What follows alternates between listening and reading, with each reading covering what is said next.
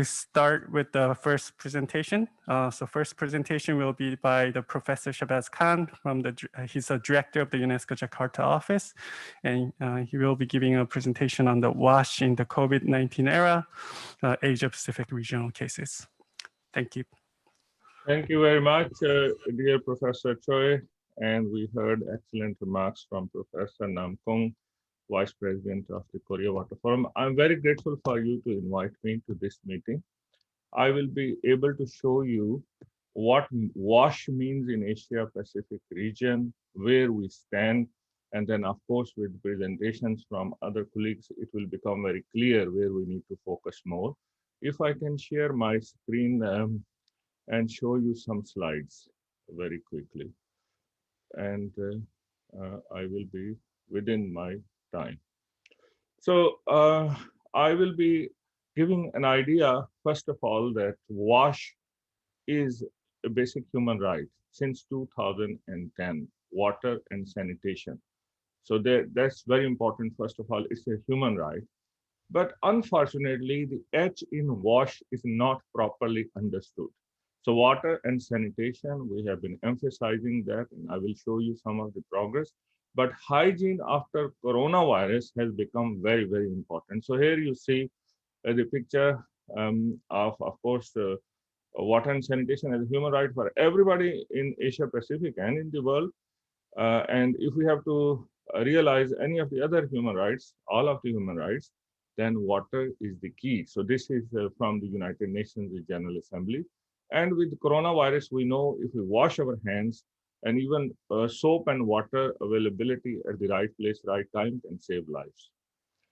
Let's look into the people who have been left behind on WASH. So usually the data is available about basic drinking water or basic sanitation services. So if we look into the level of availability for the basic drinking water, maybe it's not so bad. Things have been improving. I will show you data from a few countries from our own region. In general, there is a continuous improvement. There are countries where basic drinking water availability is no more really a challenge, like you can see here, for example, Australia, you can see also like Malaysia, you can see China, but for some countries it's still a challenge, including Pakistan, India, as well as for the Southeast Asia, especially Indonesia. Then if we look into basic sanitation, then basic sanitation, of course, we have challenges with respect to the basic sanitation as well. So water availability a bit better than sanitation, but hygiene data usually is missing. So let's look into Asia Pacific SDG Gateway, SDG portal, what has been presented by the SCAP. This data is available, by the way, on the SDG Gateway, and many organizations contribute to that. So the first is 6.2.1 indicator, which I would like to draw your attention to the hand washing facilities. So how many hand washing facility percentage of population which has hand washing facilities? First of all, the data is not available for every country, but the data, the way it is aggregated, you can see the hand washing facilities up until 2017 data. This is from the portal from yesterday. We do not have the most recent data, but still hand washing facilities not as widely available as the drinking water and for also the sanitation. So hand washing facilities in common places, availability of soap, that remains a challenge. Also very important for today's discussion, we need to consider open defecation is still a practice. And while the numbers are going down in many countries, open defecation still poses a big challenge. And as you know, with COVID, open defecation spreads the virus as well.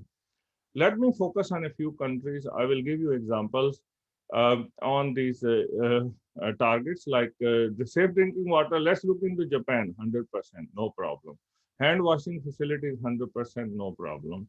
Look into Australia, my other homeland, drinking water, no problem. But population with basic hand washing facilities, still not 100%. So there are countries which are very advanced, and there are these facilities related to basic hand washing facilities. But even in more advanced countries, the facilities are not everywhere. Let's look into two other very interesting countries. Of course, China, the biggest country in our region and a great economy. So the water availability and the data look static. Here, I'm sure there may be more data about safely managed drinking water. So it's not 100%, but very good. But the percent of population with hand washing facilities have been increasing over a period of time. So even if, let's say, 10% are missing, and if corona is breaking in those areas, that can be still very big challenge. And that also applies to other diseases, not just for the coronavirus itself. So hygiene remains a big challenge. And if you look into the Philippines, in the Philippines, of course, population with safely managed drinking water, still it remains a big challenge for the urban, rural, or as a whole. And also, if you look into, and I would like you today to focus on this very important indicator, population with basic hand washing facilities on premises, very big challenge still continuing, and it's not even up to 50% in many cases as well. And there is a big difference between urban and the rural areas. So my first conclusion is we have been working hard on water availability and basic drinking water. Sanitation overall is improving, but the facilities from the point of view of basic hand washing facilities is very mixed, and the data for countries, most countries is missing, and small islands and developing states is no difference as well. How much do we spend on the H of wash, the hygiene? And I'm really not so impressed with our numbers. It's only 4% of the total wash spending which goes on hygiene. And that's where our challenge is. And if we look into how much we need to invest and how much we need to push, these are the numbers from around the world, WHO recent reports. And I would like to draw your attention that 1 to 21% spending year after year is needed if we have to achieve the 2030 targets. And that's where one nation here from Asia Pacific, Lao PDR, if you look into it, the present level in around 2016 to 2030, you can imagine every year 3% of the acceleration is needed until we reach the 2030 targets. So this is a very big challenge. Hygiene remains a very, very big challenge. The number of countries who have sufficient resources to be able to achieve this target 6.2.1. And if you look into the world, maybe there are countries where there is a lot of money available, but most countries are struggling. The countries which are gray, the data is not available. But look into the country, my other homeland, Pakistan, and they need a lot of money to be able to push for the hygiene targets. Only 50% of the money is available. And this is also similar to where I'm living in Indonesia, a nation with more than 260 million people, Pakistan more than 220 million people. So we have a major challenge. So water supply increasing, sanitation improving, hygiene remains a big challenge, and the funding for hygiene very, very limited. So this is the data from the World Water Development Report 2019, and you can see for the Central Asia, Southern Asia, the numbers for the hygiene part, the proportion of people with the hand washing facilities is not so impressive. Anything less than 40%, too close to very good numbers. But Western Asia is still very, very big challenges. And as I said before, in Oceania, with the small island developing states, we have a big challenge. This picture is a stark reminder. While we have these shanty towns on one side, there are golf courses on the other side. So think about wash, think about environment, but very importantly, think about social inequalities. Social inequalities in terms of hygiene are bigger than ever in Asia Pacific, with more than 60% of world population, richest individuals and the most poor. So we have this challenge also with the most advanced countries to the least developed countries to very small islands. Also, there are these drivers which we need to carefully understand. The drivers are population growth, urbanization, extreme poverty, income inequalities, and education and employment. The cities are growing very fast. We know we have cities which are mega cities, like, for example, Jakarta, Manila, Karachi. And also, we have those big challenges of very rapid growth in urban areas. So, who are being left behind in this region? They can be anywhere. I gave you the example of Australia as well, the example of Pakistan, the example which are very close to where I am, Indonesia, and of course, many small countries like Timor-Leste. So we have to, from the Korea Water Forum, the excellent leadership, we need to push that we must focus on the H part of WASH in the bigger context of integrated water resources management, and how can we help countries accelerate. So I would like to also draw your attention to the socio-economic dimensions, the funding gap, and the funding gap from the point of view of the drinking water in terms of billions of dollars, rural and urban, but very importantly, the funding gap, which is sanitation, and the missing link, the hygiene. So the funding gap remains very big, the difference between rich and poor, countries who are more affluent versus the countries who are less affluent. So we have to think very carefully, build back better, and that's where investment into WASH, investment into integrated water resources management, investment overall for every dollar we spend in water, maybe the returns are more than $7, and we need to continue to push that the green recovery must have water as the starting point. So that's really very, very critical for a recommendation if it comes from this forum today.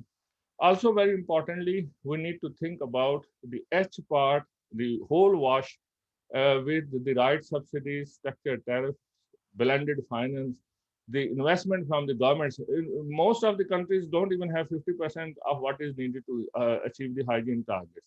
And the official development assistance, that's where COICA's role is very critical.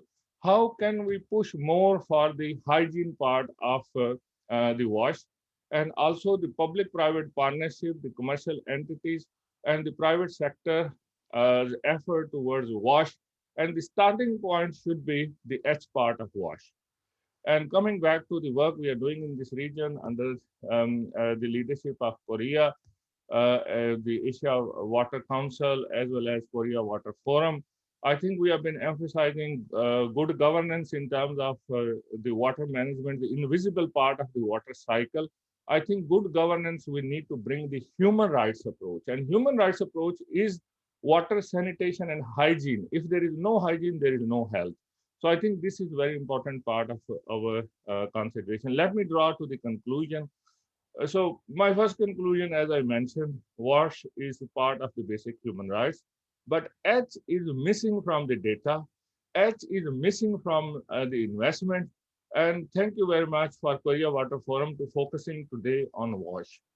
Then also there is insufficient funding.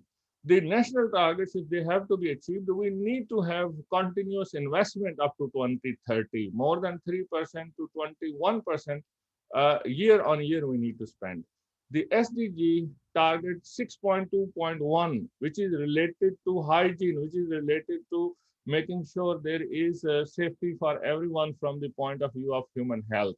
So that's where I think let us put a recommendation that let's focus on H part of WASH very carefully, and of course in the context of good governance and the whole environment.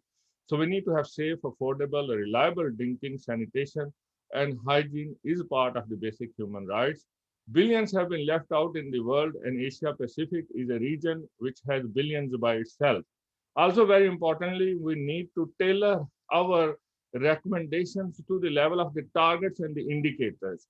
And usually, everyone is thinking about 6.5.1, the targets related to integrated water resource management. There is no integrated water resource management unless we achieve the hygiene targets.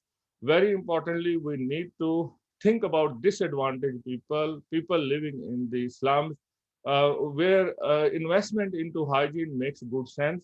Rather than investing only into vaccines, we must invest into washing facilities in the premises close to the people where they are. And also, very importantly, while COVID-19 is still going on and there are many challenges everywhere, we need to focus back on human rights, bring human right to wash, human right to water, and in the context of the bigger environment, and bring this invisible part of integrated water resource management, which is the good governance. And that's where we need to get rid of the vested interest and go towards the practices which bring public-private partnerships, South-South cooperation, and the role which Water Forum has been playing very importantly. And we need very strong recommendations, and that's where we need the United Nations system, the goodwill of the governments like the Republic of Korea, the Global Water Partnership, the work which is coming from the academia, to bring this missing H into the minds of people. With that, I thank you, and thank you again for listening, and will be happy to contribute to discussion today. Thank you. Khamsa Hamida. All right. Thank you, Professor Khan, for an excellent presentation.